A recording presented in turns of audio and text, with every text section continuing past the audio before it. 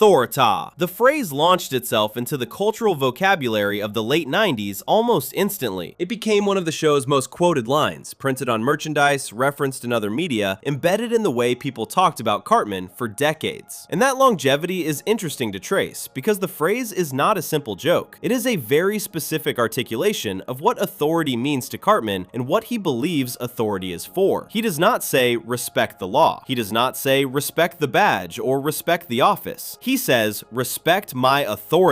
The institution is entirely personal. The authority is his, not the laws, not the towns, not any external systems. The badge has simply made it visible and given it permission to be expressed without consequence. This is the distinction the show was drawing in 1998 and would keep drawing across many subsequent episodes. Most of the adults in South Park who exercise institutional power do so because they believe, however incorrectly, that they are serving some function larger than themselves. Barbrady genuinely thinks he is protecting South Park. Yates genuinely believes his institutional logic constitutes police work. They are wrong about the value of what they are doing, but they are not wrong about the fact that they are doing something. Cartman is different. Cartman knows exactly what the badge is for. The badge is for making other people do what he wants. It is a mechanism of personal dominance dressed in the costume of civic authority. He has no illusions about this because he has never needed needed to develop any. What makes the Chicken Lover episode so pointed, beyond the initial comedy of a 9-year-old child beating adults with a nightstick on a big wheel, is how naturally Cartman slots into the role. He does not have to adjust himself to fit the uniform. The uniform fits him as he already is. The cruelty, the demand for submission, the absolute certainty that anyone who fails to acknowledge his authority has done something wrong and deserves what follows. All of it was already present in Cartman before the badge arrived. The badge simply made it official. Parker and Stone were making the argument in 1998 about the relationship between institutional authority and the personalities it attracts, and they were making it through the specific lens of a fictional 8-year-old boy in Colorado whose existing psychology made the power trip completely transparent. Season 10 in 2006 returned to this territory with Miss Teacher Bangs a Boy, in which Cartman is appointed school hall monitor. The appointment is in some ways even more revealing than the deputization in Chicken Lover, because the role is substantially smaller. A hall monitor is not a police officer. A hall monitor checks that students have passes and do not run in the corridors. The authority is genuinely minimal. Cartman receives it and immediately treats it as the equivalent of a federal mandate. He is initially dismissive when the ginger kid who currently holds the position comes to tell him it is his turn. Then he hears the word authorita and his entire attitude shifts. Within hours of receiving the yellow sash, Cartman has adopted the full persona and visual identity of Dog the Bounty Hunter, the then popular reality television show featuring Dwayne Chapman, a bail bondsman who tracked down fugitives with considerable drama and minimal restraint. Cartman dresses exactly like the television character. He assembles a crew. He begins conducting operations that extend far beyond the corridor of South Park Elementary. He bear maces hotel guests who get in his way during a crosstown pursuit of a kindergarten teacher and her 5-year-old romantic interest. He is genuinely dangerous across the episode, not in a comedic exaggeration way, but in a sustained, operationally specific way that makes people around him genuinely afraid. The episode does not primarily exist to be about Cartman. Its main satirical subject is the gender double standard in how society responds to teacher-student sexual abuse, and the police subplot with Yates treating the statutory rape of a small boy as an achievement rather than a crime is the central joke. But Cartman's thread runs beside it and connects to it thematically in a way that is worth examining. Yates ignores a real crime because it does not fit his category of things worth pursuing. Cartman relentlessly pursues a real crime because it falls within his jurisdiction, his self-defined zone of personal authority. Both characters end up in approximately the same place, acting with absolute confidence in their own definitions of what the law is supposed to protect and who it is supposed to serve. Definitions that serve themselves first, and the actual law somewhere much further down the list. The hall monitor is a deliberately small canvas. Parker and Stone were pointing at something by choosing it. They were not saying that Cartman given a gun and a badge would be dangerous, which would be obvious. They were saying that Cartman given a yellow sash and the vaguest possible institutional endorsement would immediately construct around that endorsement the full apparatus of authoritarian enforcement, because the institutional endorsement was never what drove him. What drove him was the craving for submission, and the sash, like the badge before it, simply told the world it had to provide it. Season 15 in 2011 produced The Last of the Mohicans, which is the third significant episode of this type, and in some ways the most instructive of the three, because the authority in question is entirely fictional. The boys are playing a game at a sleepover, Texans versus Mexicans, where some children try to cross a backyard border while others defend it. Cartman chooses the border patrol side. The other children rotate. Cartman does not rotate. He becomes increasingly invested in the game to a degree that detaches entirely from the game's actual stakes. He begins tracking real border crossings. He contacts the actual United States Border Patrol and begins cooperating with federal agents. A game at a sleepover, played between elementary school children for fun on a Saturday night, becomes the occasion for Cartman to embed himself in a genuine immigration enforcement operation. The episode's comedy rests on the escalation. The escalation's logic rests on something the show never directly names but consistently implies. Cartman does not need real authority to behave as though he has it. He does not need an actual institution to behave as though one is backing him. He projects the psychology of enforcement so completely and so consistently that real institutions eventually accommodate it, because the psychology is indistinguishable from the genuine article at the level of behavior. He acts like a Border Patrol agent until he functionally is one. He acts like a cop until the cop role, which requires no particular qualification beyond a certain willingness to enforce, absorbs him. Across these 3 episodes, and others scattered through the show's run, Cartman Cartman functions as the show's most uncomfortable argument about policing, not because he is an extreme case, but because the show consistently presents him as a representative one. Barbrady provides the technical correction after watching Cartman beat people for disrespect. He does not say stop, he says do it better. The institution and the psychology are not in conflict. They are compatible. They have been compatible from the beginning. South Park has always positioned Cartman as the character who makes visible what other characters and institutions prefer to keep implicit. His racism